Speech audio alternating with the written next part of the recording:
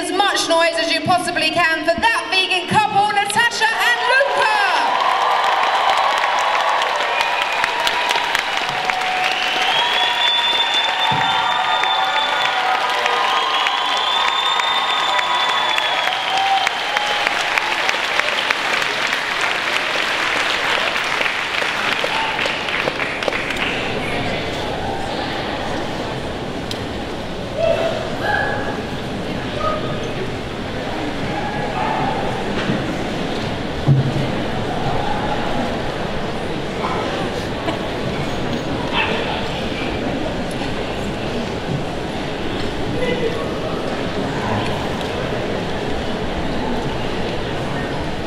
Hello. That vegan couple in 1991.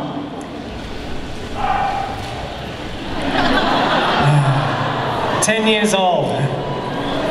Admittedly, we weren't a couple back then. I did have a crush on you though. Yeah, but I thought he was too tall. 28 years later, and here we are talking to you lovely people at the UK Vegan Campout. What a journey it's been.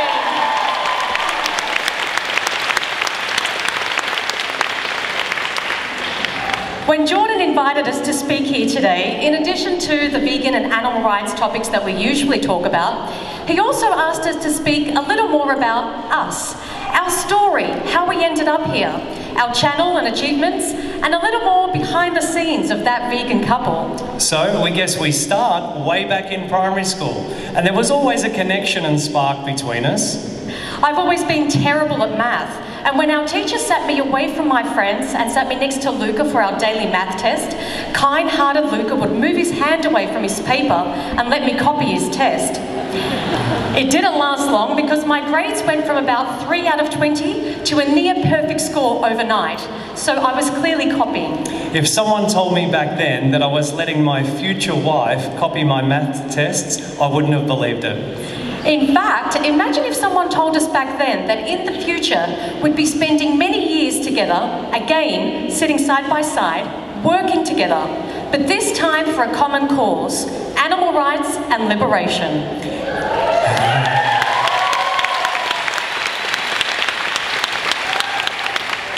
Every day after math class, we had a debating class. So I watched Natasha go from feeling crushed in a soul-destroying math test to thriving as a confident pocket rocket debater who always had a response for her opponents. Sound familiar, anyone? Imagine if I knew back then that one day I'd be filming this woman doing outreach on the streets, defending animals' lives against an endless onslaught of carnist objections. Fast forward to 1996. At age 16, our paths crossed again at a month-long Toastmasters International public speaking competition. There was a thunderbolt moment, like in the movies, and yeah, that was at age 16.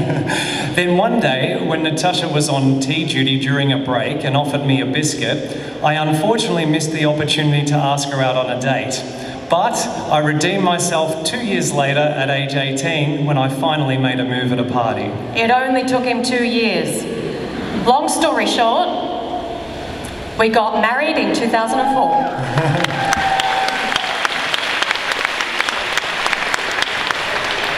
Luca worked in banking and training, again, good with numbers and people. I worked initially as a radio journalist and later in corporate communications, again, gift of the gab. A few years later, we had a quarter-life crisis, which could have potentially broken us up. We ended up leaving our corporate careers, packing up our lives, and taking a one-year sabbatical in 2008 to get ourselves and each other back on track. After that, we did many different things with our lives in many different countries. We did volunteer work in Thailand with street kids, disabled adults, blind children, and orphan babies. We taught yoga in India and ran vegan yoga retreats all around the world. We were kitchen hands at a retreat centre in Spain, and at one point we even lived as semi-hermits in the Andes. And there were many more experiences over the years that led us to April 2014. That's when we nervously filmed our very first YouTube video in our backyard. So back then we recorded on a very old laptop, it was balancing on a shoebox, we had noisy planes flying overhead, and we were arguing with each other about the script and how it should be delivered, not knowing anybody would even watch the video. We never would have imagined that 5 years later we'd have more than 23 million views on our YouTube channel, millions more on Facebook and Instagram, run international activism tours, and be invited to speak at international events. What we also never imagined was just how hard it would be to make this online and offline partnership work. People often ask us about that vegan couple behind the scenes. What is it like? Well, the truth is there are certainly many ups and downs. It can be stressful and testing working together 24/7, 365 for the past 11 years, especially since putting our life online for the past 5 years. A lot of people ask us, how do we do it? Well, it's definitely a team effort, and there are two things that we think that have helped us keep going. Number one, we worked hard at optimising and harmonising our relationship years ago. And what we mean by this is we sorted out our stuff so that we could get focused on the bigger mission. Which brings us to point number 2. We stay focused on the bigger mission, animal liberation. We live and breathe it. The only reason we got on social media was to help the vegan and animal rights movements. The only reason we're here today is to educate and inspire people in some way to help animals. So when the pressure is on, when the haters fill our inbox, when our life is under a microscope, when the criticism is intense, when we bicker off camera about scripts and editing, when we feel like colleagues more than husband and wife, we remember it's all for them.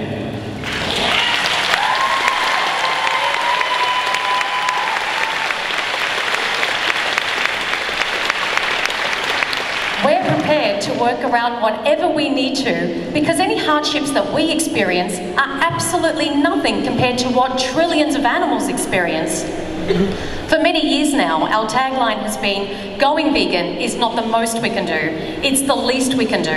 And what we mean by that is not breeding, mutilating, sexually assaulting, and slitting the throats of animals unnecessarily is literally the least we can do. Now, although this seems like the most basic idea to us now, it wasn't always like this.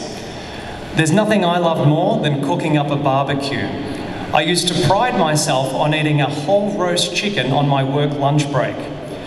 All I wanted for my 30th birthday was to celebrate with a spit-roasted lamb in the backyard. We also used to wear leather, including soft-skin leather jackets made from baby deer, wool coats, suits and thermals. We had down-filled sleeping bags, zoo memberships, and on holiday enjoyed horse and elephant riding. That's the zoo memberships. Slow clicker. And that's us riding animals. This is me on my 16th birthday. I remember having that photo taken standing in the kitchen with my dad, and we're standing over a whole cooked, decorated pig. I had a knife in one hand and a smile on my face, and that was me, sweet 16. I used to say salad and fruit were bird food. Real food for humans had to have meat. In fact, I used to work at the butcher's in a supermarket and packaged dismembered body parts. And I used to flip burgers at McDonald's as a teenager. The first change to our diet of any kind came around 2006 when we started to buy organic meat and milk and cage-free eggs. We bought the humane lie, nice and good.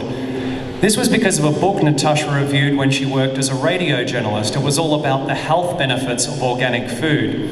And boy did we feel ethical paying top dollar for yuppie meat from a butcher with posters of grass-fed cows. The first time I met a vegetarian was in 2008. I worked with a lovely lady who grew up on a farm. And one day we went out for lunch and I ordered a sausage roll. And she said to me, if you knew what happened to the animals for them to end up in that sausage roll, you wouldn't want to eat it. Well, I screwed up my face, I turned away and said, no, don't tell me, I don't want to know. And I ate the sausage roll. A few months later, we remember eating a stack of different meats on a skewer and laughing to each other saying, look, we're eating a whole farm. Later that same year, we were on holiday in Turkey and we ganged up with 2 other meat eaters and mocked a teenage girl at our hostel for being vegetarian. She was eating pomegranate fruit for dinner and pouring her heart out about how difficult it was as a vegetarian living with her parents who didn't understand or support her. We were devouring our lamb kebabs, saying things like we could never give up this taste, and the animals were already dead, so we might as well eat them. Just 2 months after ganging up and mocking the vegetarian in Turkey, we went to live in an ashram in India for 3 months, and we had to eat a vegetarian diet. The universe works in mysterious ways.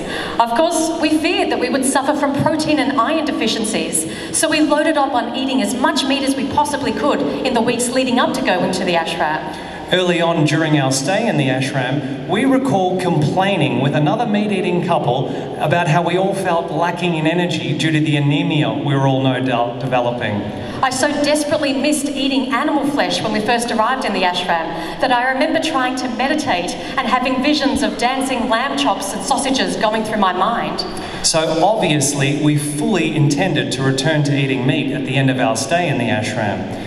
And then about halfway through our stay, something happened. One night, we were shown a film that changed our lives. For the first time ever, we learned the truth about what is done to animals so that we can eat their flesh, and the impact that it has on our health and the environment. And we were shocked to our core.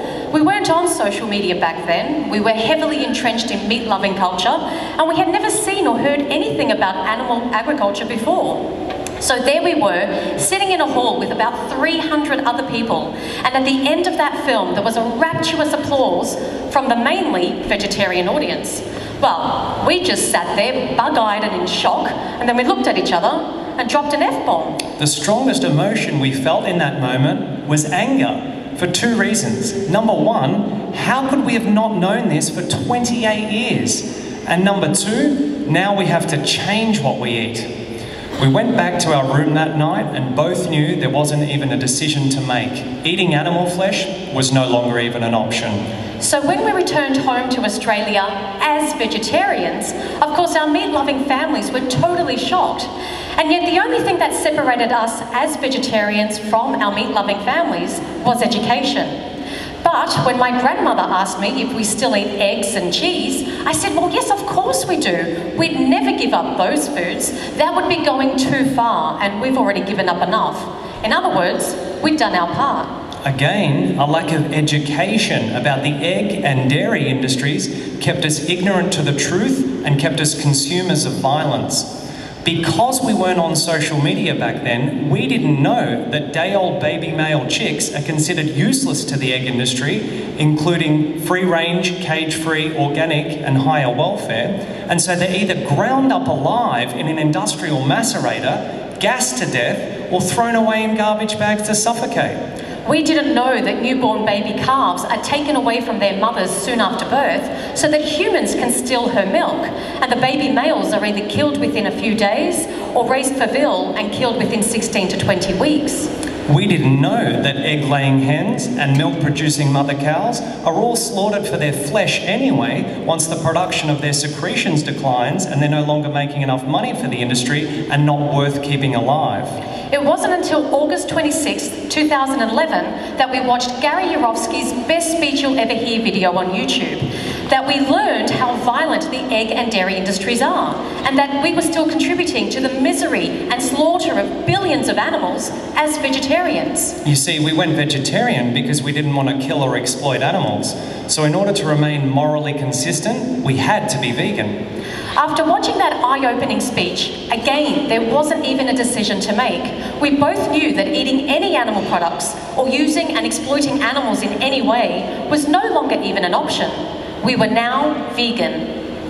We'll let these pictures speak for us and show what kind of a transformation anyone can make.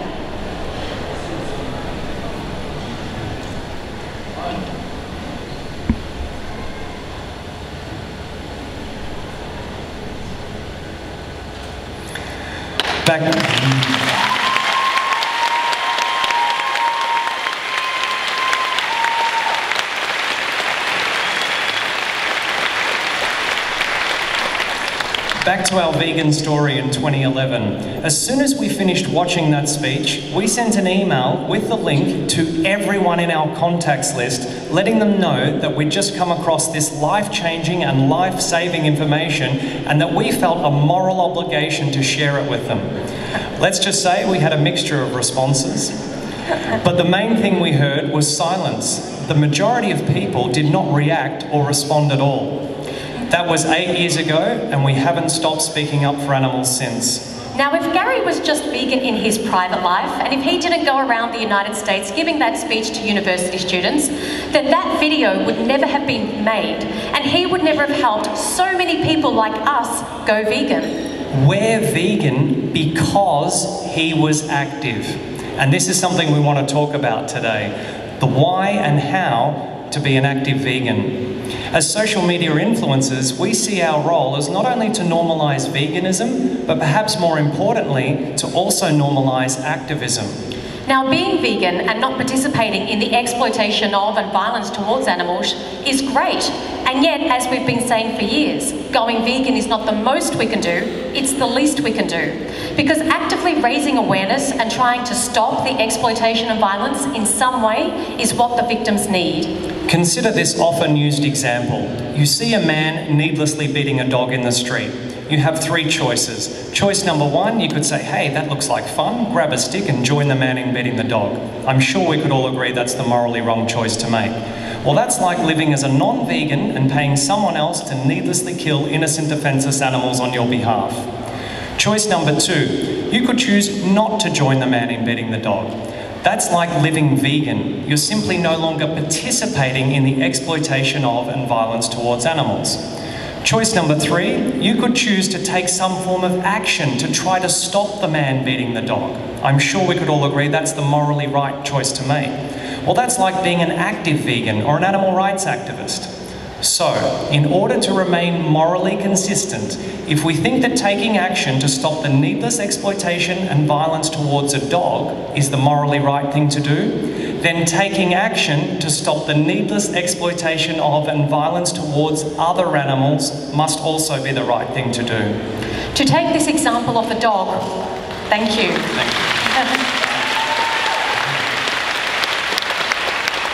To take this example of the dog one step further, if I was the victim, if somebody dominated my life, exploited and mutilated my body, and intended to slit my throat and chop my head off, would I be satisfied with people simply not joining in the exploitation and violence?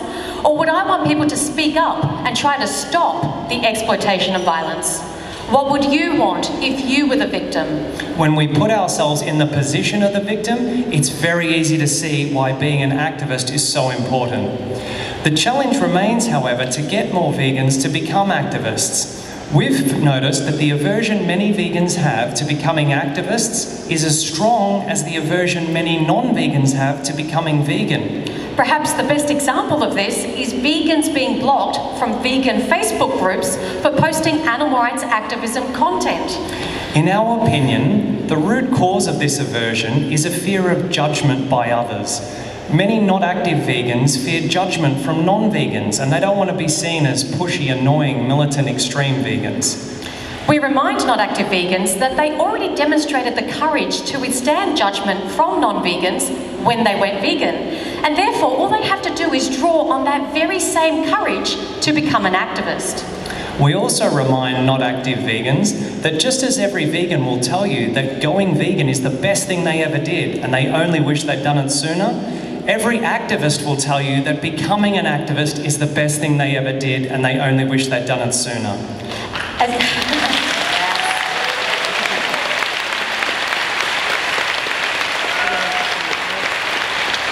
As Albert Einstein said, those who have the privilege to know have the duty to act. And as vegans, we all have the privilege to know the truth about how animals are exploited.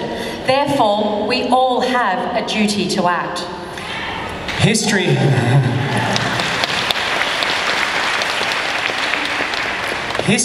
has shown us that veganism alone will not be enough to achieve animal rights. Human slavery was not abolished by some members of society simply not owning slaves. It took action by abolitionists. Women's rights were not won by some members of society simply not being sexist. It took action by women's rights activists. Civil rights were not won by some members of society simply not being racist. It took action by civil rights activists. The gay rights that have been won were not won by some members of society simply not being heterosexist. It took action by gay rights activists. Similarly, animal rights will not be won by some members of society simply not being speciesist or simply being vegan and no longer participating in the exploitation of and violence towards animals. It's going to take action by animal rights activists.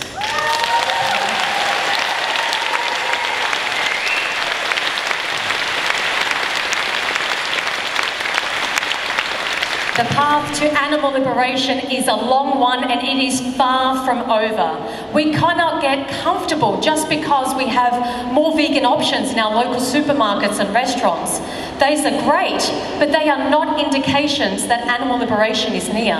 The battle is not to make life easier for vegans by having more plant food choices available. The battle is about liberating non-human animals from a tyrannical system of oppression and violence by taking action to enact animal rights into legislation.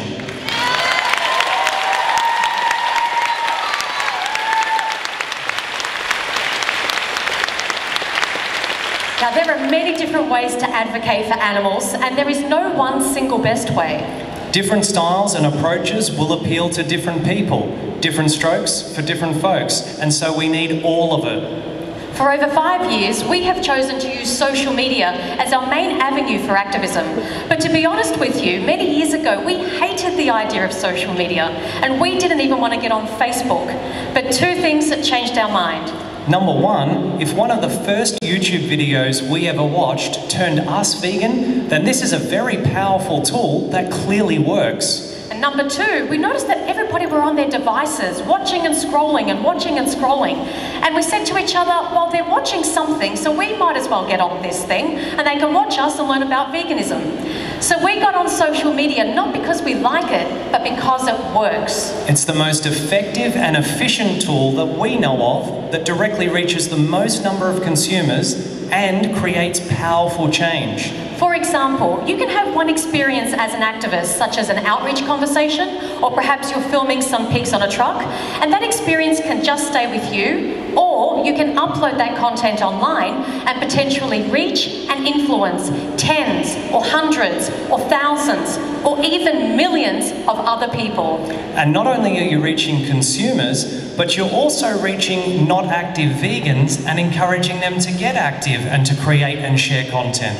Normalising activism within the vegan community is extremely important, even if the oppressors will try to label activists as pushy, annoying, militant and extreme. And we've been called a lot of things over the last 5 years on social media. We often find that people hate us before they love us. And that's mainly because of the response videos we make to non-vegan YouTubers with large audiences. Typically the ones who promote eating a non-vegan diet or tried a vegan diet for a week, etc. People tell us all the time how much they hated us when they first saw our videos, but then they kept hate watching, and now they're vegan and they love us. Here's an example of a comment left on our Instagram. I used to watch a lot of YouTube videos by Sarah's Day, and your reaction video to her about no longer being vegan was the first I'd ever heard of you guys. I wasn't vegan at that time, and I felt very defensive.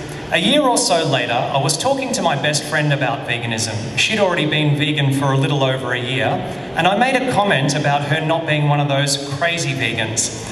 She then felt defensive, of course, because she could relate to those crazy vegans. I pulled up your Sarah's Day reaction video to show her what I was talking about. Yep, I thought you were both extreme crazy vegans. But that was the video that changed everything for me. I hadn't watched it with an open mind the first time, but your words opened my mind the second time.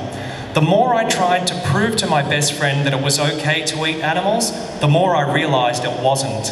My research to refute veganism inspired me to become vegan, and I have been vegan since January. Our strategy over the years has been to be proactive. We can't wait for someone to maybe one day look into veganism and hope that our videos come up in their search. We take veganism to them. We force the issue by using YouTubers that they love to watch as our Trojan horse. Because when those YouTubers make a video about how they lost weight eating bacon, our response video will come up in the recommended options. And of course, human beings love drama, so you know people are going to click on a response video. And that's all it takes. They're in our vegan web. Now we know that a lot of vegans feel helpless trying to change things and feel like anything they do is not enough to stop the horrors that animals endure. We want to remind people that everything you do, every effort you make does have an impact. We all have a circle of influence, and it's very important that we each influence it to the best of our abilities. We may each just be a drop in the ocean, but what is an ocean but a multitude of drops? One to change a few to change the many, many to change the world. It all starts with one. At the beginning of this year, we received an amazing message from a woman in Birmingham. When we read her message, we told her that we would share that story at the UK Vegan Campout in the hope that it helps inspire other people in some way. The message was, I just have to tell you this. 4 years ago, I watched one of your response videos to Zoella and Tanya Burr. I came, in all honesty, to defend them, and I ended up going vegan. My dad was a big meat eater. We have an Irish family, so you know how they are with their meat, etc. He was severely overweight, and my granddad had already had his first heart attack at the age my dad was then. Anyway, I sat him down and I said, Dad, I found this vegan couple on YouTube and it's changed my life. And I said, please try it. We sat and watched Earthlings together. We cried together. It was the biggest connection as father and daughter we've ever made, to be so in sync. He went vegan overnight and now he's lost 5 stone. You could have quite possibly saved my dad's life. Thank you and Happy New Year.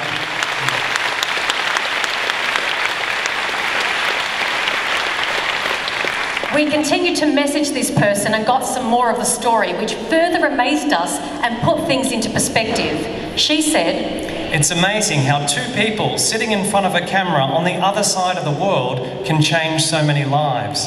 Not only my dad and I, but my boyfriend, our future children, our friends and colleagues. It's funny, when I first watched that video of yours, I didn't like you both. I thought, who do they think they are, judging everyone? Then day by day, the seed was planted, and it grew. About a week later, I was telling everyone to go vegan. My dad is a builder. He sits in the canteen with a bunch of men eat steak type of men, who quite frankly take the piss out of him. And he's like, I don't give a F-bomb. He sits with his avocado on toast, his vegan butter and milk, etc., while all the men are eating bacon and egg sausage sandwiches, and I'm so proud of him. She goes on, he really cares about the animals and he isn't afraid to tell people. And for him to do that, just because of me showing him what I learned from you both, shows it's all worth it. Also, he now cycles to work, he reversed his fatty liver, his cholesterol and blood pressure went down, and his acne massively improved from having it since a child. The doctor said, whatever you're doing, carry on, you're doing great. The same doctor who said to be careful going vegan.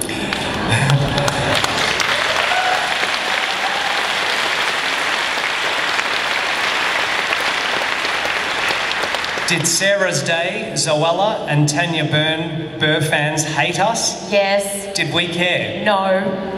Our job is not to be liked, it is to be heard any way possible, to force veganism and animal rights into the mainstream for discussion. More on this in a moment.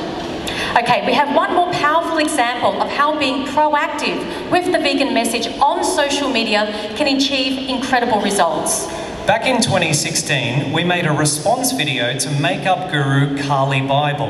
After watching our response video, and that of another vegan YouTuber, Carly made a video for her then audience of 4.2 million subscribers, now over 6 million, explaining why she decided to go vegan, promoting the best speech you will ever hear video, and giving our channel a shout out. We'll never forget the moment that Carly tagged us on Snapchat and we watched her forcefully throwing a carton of eggs into the bin saying, "No more."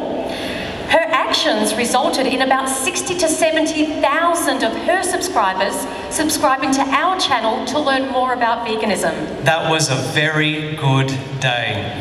So no matter who you are or where you are in the world, always remember that whatever way you advocate for animals is making a difference. Seeds are always planted and eventually they may sprout. And all the hate comments and criticism is worth it. If we let all the hate messages stop us, we would have left social media after the first week. But that wouldn't have helped the countless number of people who have watched us over the years, or it certainly wouldn't have helped any of the animals. So we stay focused on what matters and we keep moving forward. Each video upload, each post, each speech, each podcast episode, each workshop, inch by inch, we keep moving forward. And if we all keep moving forward in whatever way we can, together we will achieve animal liberation and create the world we want to see. But in order for that to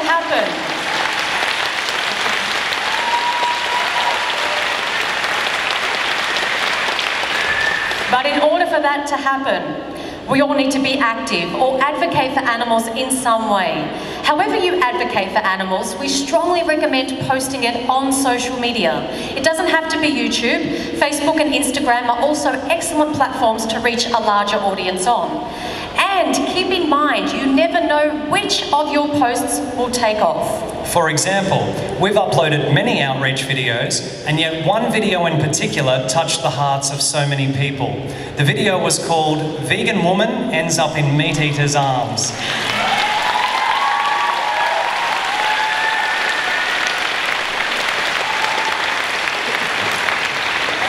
It was a conversation Natasha had in Portland last year with a young man named Josiah. He made the connection, they ended up hugging and crying. Now you're going to make me cry, my gosh. So that video has been viewed over 1.5 million times across various platforms. Wherever we're travelling, one of the first things people say to us is, "I saw that conversation you had with the young man, and you started crying, and he was crying, and then I started crying too." Countless people have commented how that conversation either moved them, made them look into veganism, helped them go vegan, inspired them to get active and join Cubes of Truth, or for others, it restored their hope that people are capable of change. I also have people telling me that they'll watch that video before going to a Cube of Truth demonstration to get them psyched before doing outreach. I knew that conversation was special at the time, but I never imagined that it would have got the response that it did. Now, if we didn't record that conversation and put it on social media, that magical experience would have only stayed with 2 people, instead of reaching over 1.5 million. We were once asked what we thought was the worst thing a vegan could say that would not be good for veganism. Our honest answer? The worst thing a vegan could say is nothing at all. As long as your message is about animal liberation and ending speciesism, it doesn't matter how you speak up or take action for animals. Just make sure you do speak up and take action for animals. Because trillions of animals are relying on us. They are innocent, defenseless, vulnerable beings who don't have a way of fighting for their own rights.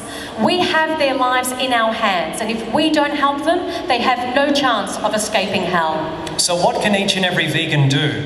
Well, there are so many ways that we can advocate for animals, and we always encourage people to utilise their skills, interests and passions in any way that they can.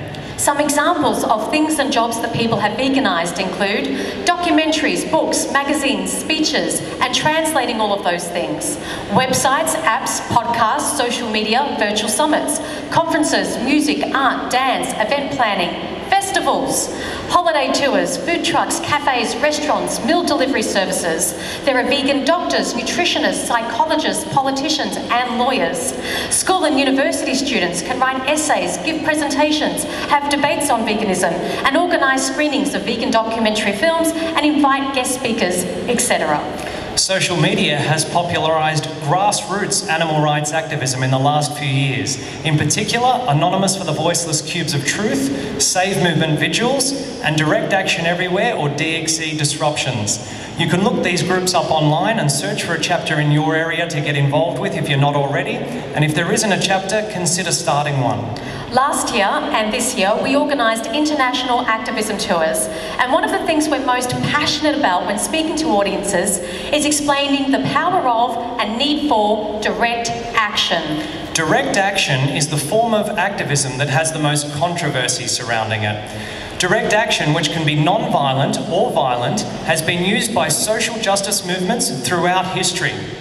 Movements that have used non-violent direct action have been more successful because most people typically don't want to be involved with violence, and of course with violence, the moral high ground is lost. Non-violent direct action is also known as civil resistance, which is recognised as a fundamental human right under international law. However, non-violent direct actions are sometimes a form of civil disobedience, which is the active refusal to obey certain laws. Martin Luther King Jr. wrote that one has a moral responsibility to disobey unjust laws. Now, there are many different examples of direct action, but to give everybody an idea of what we're talking about, perhaps the most well-known example of direct action in the animal rights movement is when activists disrupt a steakhouse or a supermarket by going in, holding signs and chanting, "It's not food, it's violence." Many years ago, when we first saw a steakhouse disruption on social media, we turned to each other and said, is this effective, or is this actually counterproductive and hurting the movement? And we said we'd never get involved in direct action. Never, ever. However, just as some non-vegans resist veganism due to a lack of education, as vegans, we were resisting direct action due to a lack of education. We were putting ourselves in the position of the diners in the steakhouse and asking ourselves if we'd be influenced to go vegan by the disruption. However, that is not the purpose of direct action, as we learned when we watched a YouTube video by DXE co-founder Wayne Chung called The Science of Social Change. With one-on-one conversations, we're trying to create individual change by planting seeds to influence someone to go vegan. With disruptions, we're not trying to create individual change by trying to influence the individuals nearby to go vegan. The aim of disruptions is to create social change by forcing society's attention to the issue of animal rights and forcing a social debate about animal rights. It doesn't matter what people are saying about animal rights, we just want them saying something about animal rights. We need to force them to acknowledge the issue, think about the issue, and take a position on the issue. And as Wayne Chung says, we must force the issue because we know we can win the debate. And by the way, this is essentially what we were doing with those YouTube response videos we spoke about earlier on. We were forcing the topic of veganism and animal rights into the YouTube feed of an unsuspecting audience. One might say we were disrupting their YouTube feeds. So, how do we know we can win the debate? Because there is no moral justification for needlessly killing a sentient being who doesn't want to die. And why is it necessary? Yeah.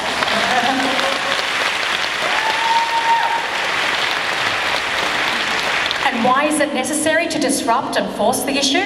Firstly, because people live very busy lives. So why would they waste their time questioning something that they've been told is normal, natural and necessary by every institution in society, such as family, education, religion, government, industry and the media?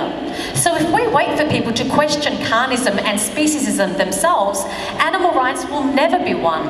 And the second reason why it's necessary to disrupt and force the issue is because most people would prefer to remain willfully ignorant, so they can avoid the discomfort of changing their worldview and lifestyle and continue to hide amongst the knives and the forks. Disruption also brings to light the negative peace.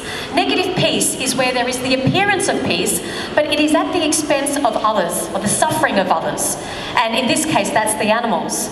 And there is also an absence of justice. Disruption brings to light the violence that is hidden in plain sight, but goes unquestioned or willfully ignored. Martin Luther King Jr. wrote that the goal of nonviolent direct action is that it seeks to create such a crisis and foster such a tension that a community which has constantly refused to negotiate is forced to confront the issue. It seeks so to dramatise the issue that it can no longer be ignored. We're sure we could agree that the issue of animal rights has been ignored by the non-vegan majority for far too long. One of the best historical examples of how non-violent direct action was used to force social debate and create social change are the sit-ins during the civil rights movement. These really inspire us, and we encourage people to read up about the Greensboro Four and to learn how we can effectively use disruptions and civil disobedience in the animal rights movement. And there are many examples of how effective direct action is. And one of the most recent and amazing examples is what happened in Australia earlier this year. On the 8th of April, 9 coordinated actions across the country commemorated the one-year anniversary of the release of the animal rights film Dominion. Now, when that film was released in 2018, around 2,000 to 3,000 people marched legally and expectedly in Melbourne to raise awareness. And yet, there was no TV coverage that we know of, only a handful of online articles, and no social debate. But in April this year, several hundred people, not thousands, were involved in nationwide disruptions and civil disobedience, and the entire country was talking about Dominion. 53,000 new views of the film in the first 48 hours following the disruptions.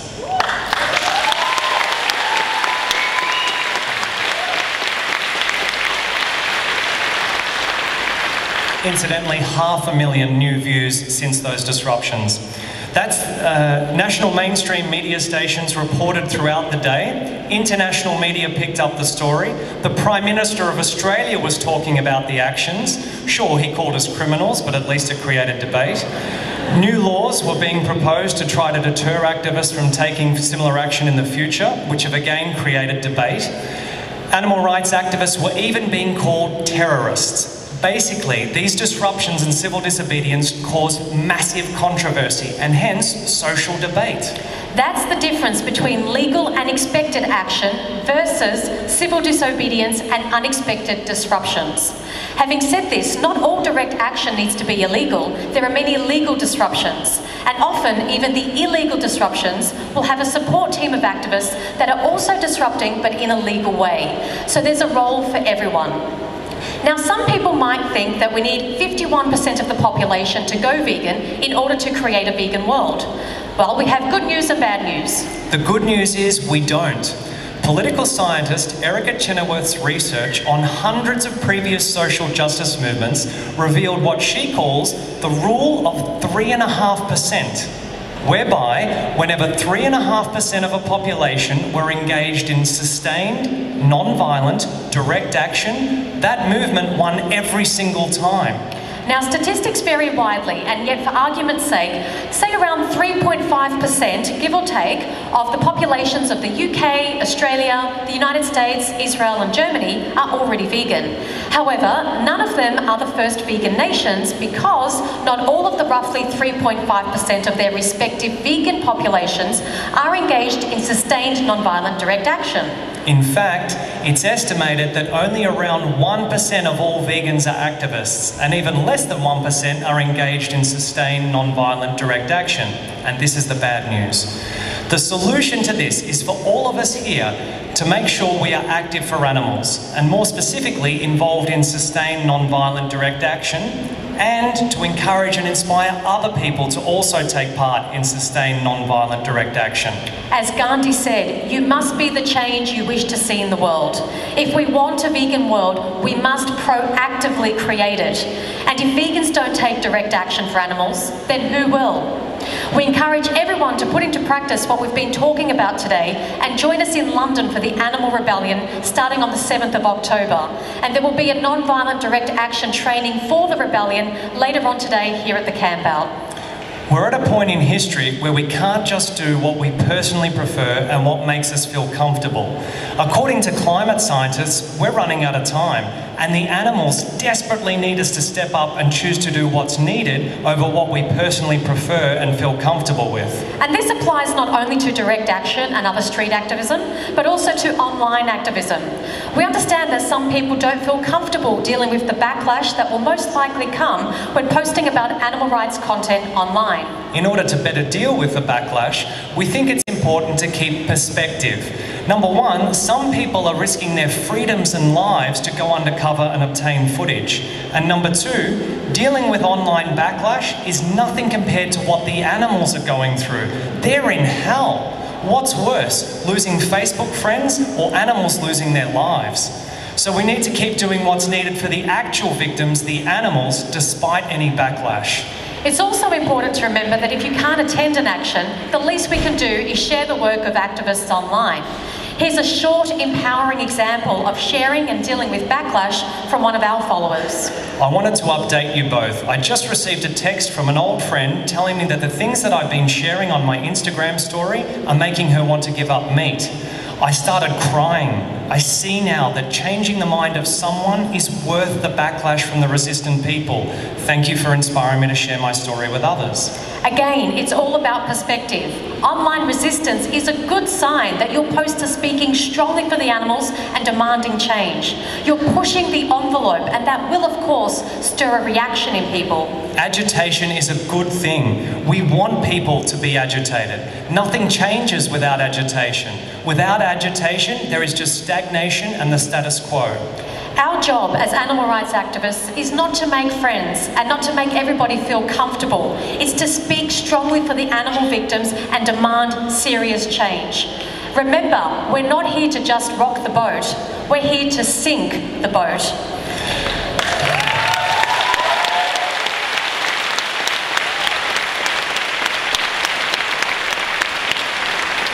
Animal rights activism is for the animals, and yet it also helps us as individuals. Activism is empowering. It helps vegans feel like they're doing more than just not contributing to the exploitation of and violence towards animals. We're literally taking action to help change things, and it counters the feelings of anguish, helplessness, and despair that many vegans feel overwhelmed by. We're inspired by the words, I am no longer accepting the things I cannot change. I am changing the things I cannot accept. We are the ones we've been waiting for to create the change that's needed for animals and the planet. And if it all gets too intense, remember, the wind blows hardest the closer you get to the mountaintop. And if you ever feel overwhelmed by the enormity of the task that we're facing, we find strength in the words of Nelson Mandela. It always seems impossible until it's done. And it will be done. It has to be done in our lifetime because no evil can last forever. Every beginning has an end, and this is the beginning of the end of the animal exploiting empire. But it's going to take each and every one of us to step up and take action for animals the same way we would want someone fighting for our lives if we were the victims. And each one of us can do this. We must do this. Because, as we always say, going vegan is not the most we can do. It's the least we can do. Thank you.